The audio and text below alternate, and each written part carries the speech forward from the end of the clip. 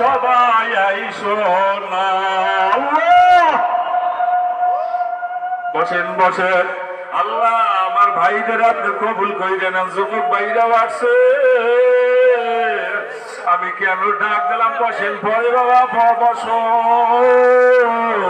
কেন ডাক দিলাম বাজান? আমার মনে হইতেছে যাদের চোখে পানিরা আল্লাহর ওলি হইয়া গেছে আমার স্বার্থের জন্য, এই জন্য আমি হাতটা মিলাইয়া গেলাম। কারণ কিয়ামতের ময়দানে যদি আমার মাওলা মাফ করে, ও বাজান আমি গুনাহগারের ফালাইয়া যাইতে পারবে না।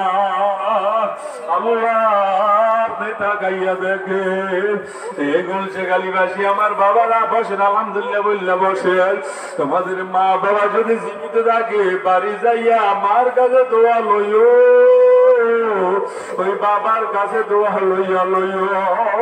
আর আমি গুনাহগার পরামর্শ দিয়ে গেলাম, তোমার যে কোনো একজন আল্লাহর ওলির কাছে যাইয়া, হক্কানি পীরের কাছে যাইয়া তার পরামর্শ অনুযায়ী চলিয়া জিকির আজকার মুনাকাবা মুশাহিদা কইরা এরপর মালিকের কবরে যাইও।